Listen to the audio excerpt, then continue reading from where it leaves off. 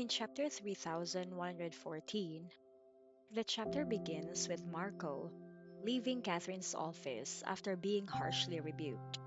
His desperate plea for help in saving his marriage had fallen on deaf ears, as Catherine remains unsympathetic to his plight, disgusted by his infidelity and lack of remorse. Marco leaves in a rage, feeling betrayed by his sister, who he believes should have sided with him as his biological sibling.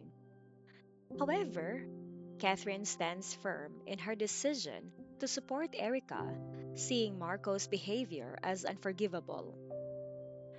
Catherine's encounter with Marco leaves her emotionally unsettled, and she spends time trying to calm herself down after the heated exchange. She reflects on her disdain for Marco's actions, criticizing him for being a scoundrel and a disgrace to their family. She questions how Matriarch Farrell had raised her children, implying that their mother's leadership might have contributed to the moral failings of her offspring. In her view, Marco, along with the other sons of Matriarch Farrell, have failed to uphold any sense of decency or integrity. Meanwhile, Erika's resolve to divorce Marco solidifies. After the intense confrontation with Marco and the discovery of his ongoing affair with Shiloh, Erika returns to her parents' home for support. She openly discusses Marco's betrayal with her family, laying bare the extent of his infidelity and his attempts to cover up the affair.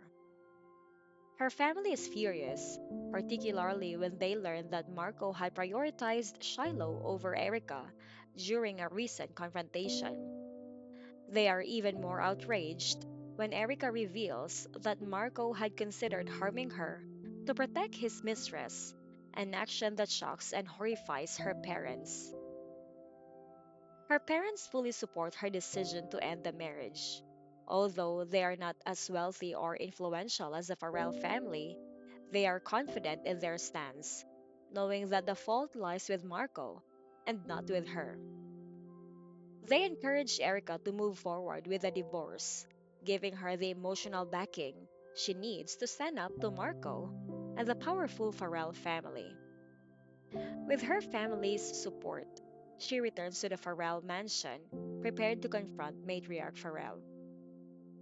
At the Farrell mansion, Matriarch Farrell is in the midst of preparing for an important outing.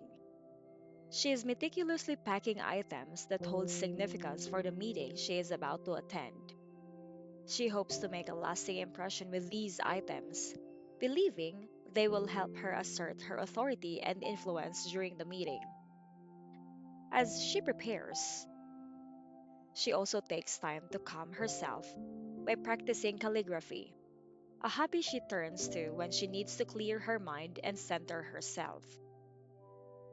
While Matriarch Farrell is focused on her preparations, the family butler approaches her study, knocking on the door to announce Erica's arrival. Erica has returned, requesting an audience with Matriarch Farrell to discuss the events that have transpired. The butler, fully aware of the chaos that erupted in the Farrell household the previous night, knows that Erica is seeking resolution after her quarrel with Marco.